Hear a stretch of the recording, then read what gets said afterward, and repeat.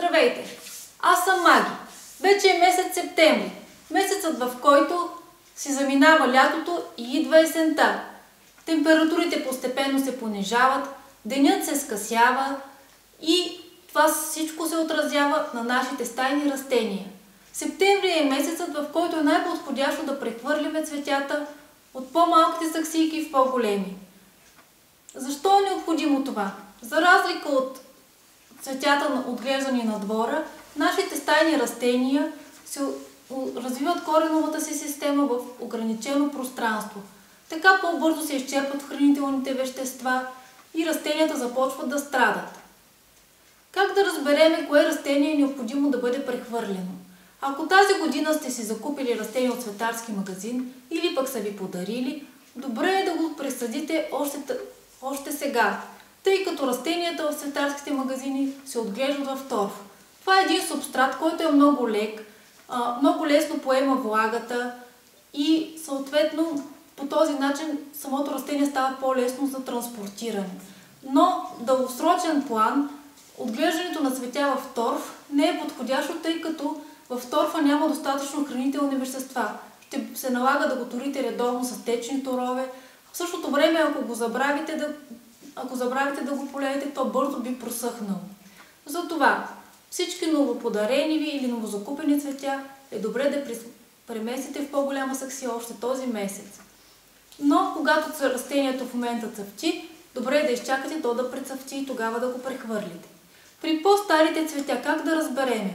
По-дребните саксии е хубаво да пресаждаме всяка година, тъй като те имат по-усилена вегетация и по-бързо им отесняват съответно саксийките. А при по-възрастните растения, при по-големите растения, може да пресаждаме през няколко години, като есенно време може да подменим само горния пласт почва с по-богат на хранителни вещества. Как да избереме саксийка? Добре би било да не прехвърляте растението извън много голяма саксийка. Какви са причините за това? Първо, в голямата саксия много по-лесно бихте могли да преполеете растението и да му загният коренчета. Второ, добре би било растението да няма прекален комфорт, тъй като по този начин то няма да бъде толкова красиво. Хубаво е растенията да имат и лек стрес. Тази по-малка саксийка им го осигурява. И какво да направим, за да избереме торопочвена смес? В някои цветарски магазини се продава специализирана почва за сукулентни, за рододендрони, за различни видове палми. Но ако нямате достъп до такава специализирана почва, може да се приготвите сами. Как става това? Купувате си една универсална почва и проверявате дали има в нея перлит. Перлита, това е, ето тук, може да го видите, един материал от вулканичен произход. Продава се в магазините за строителни материали.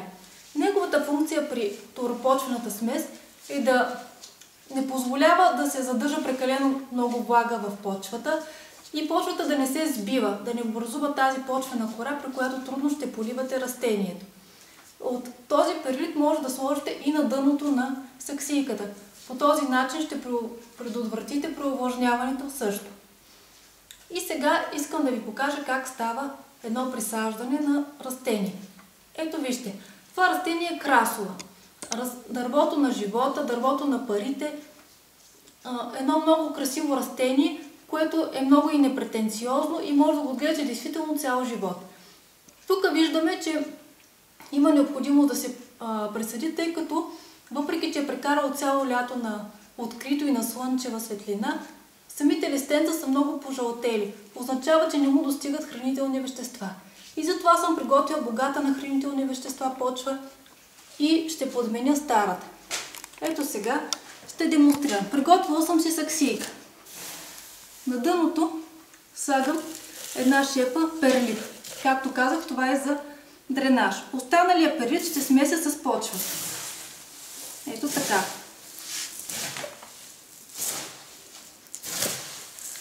Разбира се, добре е да си сложите предварително ръкавици, да постелите вестник или някаква друга хартия, за да не сапате масата. И смесваме торопочвената смеска, универсална, с перлита. Ето сега ще сложа съвсем малко почва на дъното. Изваждам растението от саксията. Предварително съм освободила коренчетата. То си има и малко приятелчета. И слагам растението в средата. Стремиме се, за да бъде по-красиво, действително растението да бъде в средата. Допълваме от всички страни с торопочвената смес.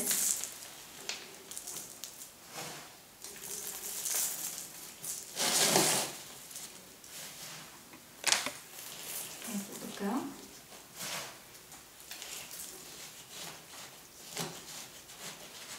Хубаво е добре да бъде натъпкана сместа, за да не остава въздух около коренчетата, тъй като така ще страда самото растение.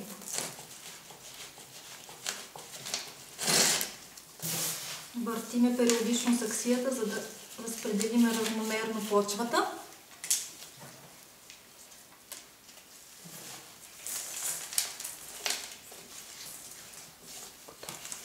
Ето така е готово. Хубаво притъпване. Слагаме отдолу чинийката. Основно и много важно мероприятие, след като сме пресадили растението, и да го полеем обилно.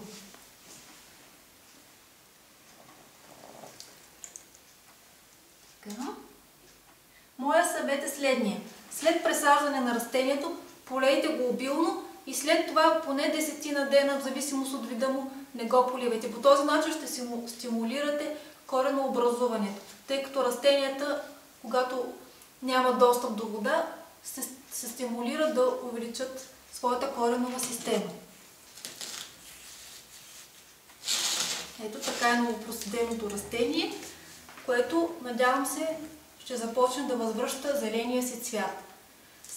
Растения новопресадени също не бива да се турят поне 1-2 месеца с течен тор, тъй като самата торопочвена смеска има достатъчно хранителни вещества.